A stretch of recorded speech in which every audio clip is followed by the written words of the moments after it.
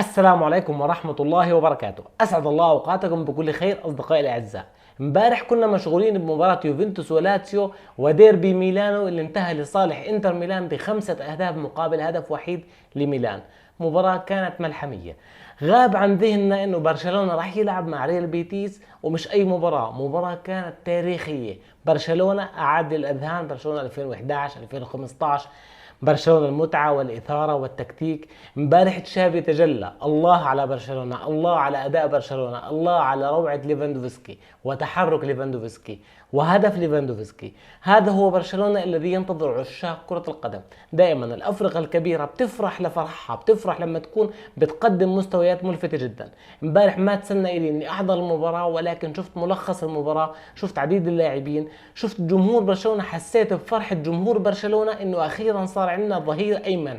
وجود كانسيلو بعد ما تعرض لعديد المشاكل مع مانشستر سيتي وجوارديولا. كان في خلاف بينه وبين جوارديولا خلافه مع كانسيلو، بيحب اللاعب المثالي المنضبط تكتيكيا بكل شيء. ولكن لما انتقل لبايرن ميونخ الالماني توقعنا انه الوضع راح يكون مختلف قليلا، انه توخيل راح يعطي كانسيلو الحريه اللي هو بده اياها عشان يعرف يبتكر على ارضيه الميدان، يكون معاه مساحه حره، مش بس على الخط دفاع وهجوم. لا، كانسيلو امبارح مع تشافي هرنانديز، تشافي اعطاه حريه مطلقه.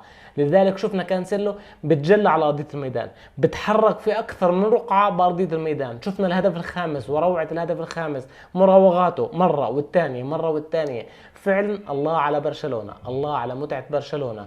روميو صفقه لم يكن اشد المتفائلين يتوقع انه يقدم هيك اداء. اللاعب بقدم اداء ولا اروع. امبارح دي يونغ كان يمد للاداء للامام، يزيد بالحاله الهجوميه، يترك روميو على منتصف الدائره. روميو كان حامي دفاع برشلونه، خط دفاع برشلونه امبارح قدم اداء ولا اروع، سواء كوندي سواء كريستنسن. جافي 22 تدخل امبارح بالمباراه، و22 تدخل اغلبهم كانوا تدخل صحيح. دي يونغ اداء رائع جدا. بالدي اداء ولا اروع. فيران توريس بلش من بدايه الموسم يحط عقله براسه. جلس مع تشافي، كان في جلسه، كان في تفهيم لفيران توريس انه انت عليك الادوار 1 2 3 4 10، لازم تمشي عليها، لازم تطور من نفسك. امبارح فيران توريس كان فعال جدا، سجل هدف من ضربة حرة. يا جماعة احنا نسينا الاهداف من ضربة حرة من ايام ليونيل ميسي. تخيل برشلونة يرجع يسجل ضربة حرة، هدف ولا اروع من فيران توريس، وحطه بالعقل. امبارح برشلونة كان متكامل. طبعا اشترك بالقناة اذا لسه مش مشترك، وفعل جرس التنبيهات، واعطينا لايك وارجع كمل معنا. ايضا جواو فيليكس اللاعب المظلوم بانتقاله الى اتلتيكو مدريد. الولد الذهبي عام 2019 ضاع بالزحام بين اتلتيكو مدريد وبين تشيلسي. اول مباراه له مع تشيلسي اخذ كارت احمر، نفسيته صارت بالمره. لذلك جواو فيليكس كان تائه مع اتلتيكو مدريد ومع تشيلسي. امبارح مع برشلونه وجد نفسه، قدم اوراق اعتماده، تمريرات خياليه، تحركات ولا اروع. صار في فريق برشلونه فريق يحترم، قام بميركاتو رهيب جدا بأبسط الأشياء. في أكثر من فيديو سابق بهاي القناة حكيت إنه برشلونة لقب الدوري اللي حققه الموسم الماضي هو أهم لقب دوري في ال10 سنوات الأخيرة، نظرا للظروف المحيطة ببرشلونة. شو صار مع برشلونة؟ شو المشاكل المالية، المشاكل الإدارية، مشاكل الرواتب. مع ذلك برشلونة حاليا بقدم مباراة كانت امبارح مباراة متكاملة. من زمان ما شفنا برشلونة بيلعب بهاي الطريقة. تشافي هرنانديز مدرب محنك، مدرب امبارح عن جد اشعرنا انه تشافي هرنانديز فعلا خليفة جوارديولا. امبارح قدم مباراة مثالية. اكثر من فيديو ايضا حكينا انه تشافي مدرب بتعلم من اخطائه، ولكن ما توقعنا انه يكون فعلا بتعلم بسرعة. تشافي بتعلم بسرعة.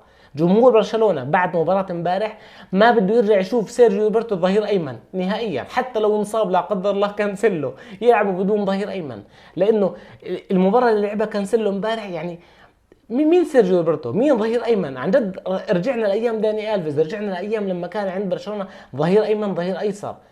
الفريق امبارح كان ولا اروع، بالحاله الدفاعيه، بالحاله الهجوميه، بافتكاك الكره، بالاهداف الرائعه، بهدف ليفاندوفسكي يا جماعه امبارح كان مسلطن ومتشيخ ومتالق وبقدم كره قدم جميله رائعه جدا.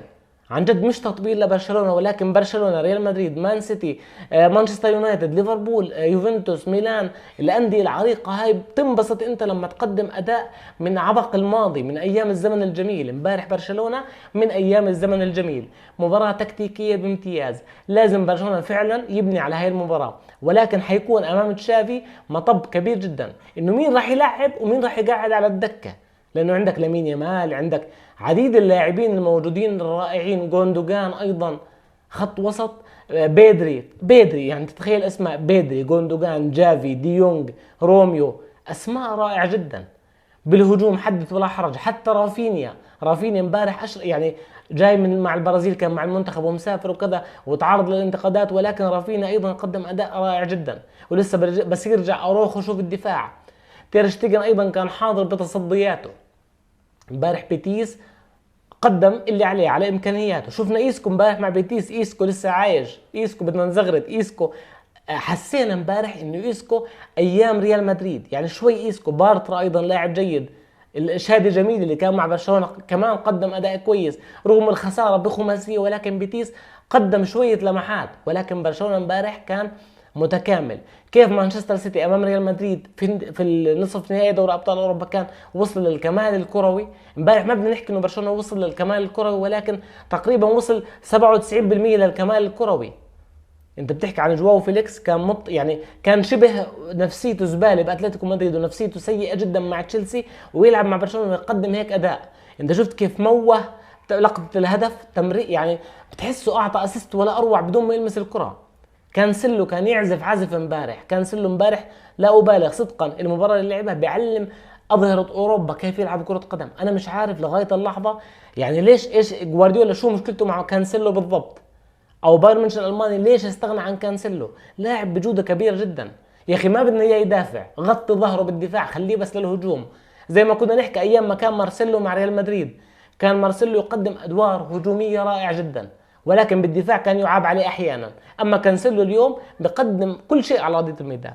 فامبارح كان برشلونه كان سحر على ارضيه الميدان، وصل للكمال الكروي. تشافي هرنانديز برافو، مبروك جمهور برشلونه على هكذا اداء.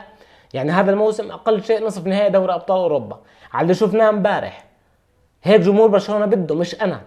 هيك تشافي هرنانديز حاليا بعد ما يعني متعنا بالمظهر الرائع جدا اللي ظهر فيه برشلونه امس، مطالب الان بالمنافسه الشديده على لقب الليغا مع ريال مدريد، والظهور بقوه بدوري ابطال اوروبا، لانه زمان عن برشلونه ودوري ابطال اوروبا والادوار الربع النهائي ونصف نهائي والنهائي، لما لا. في هذا الفيديو هاي كانت وجهة نظري باللي شفته من برشلونة امبارح. انت اكتب لي بالتعليقات رأيك بجواو فيليكس، ورأيك بكانسيلو، ورأيك بديونج، ورأيك بفيران توريس، واختار لي رجل المباراة. اكتب لي بالتعليقات من هو رجل المباراة في برشلونة من وجهة نظرك. في نهاية هذا الفيديو كان معكم عمر ابو زيد، دمتم بخير والسلام عليكم ورحمة الله وبركاته.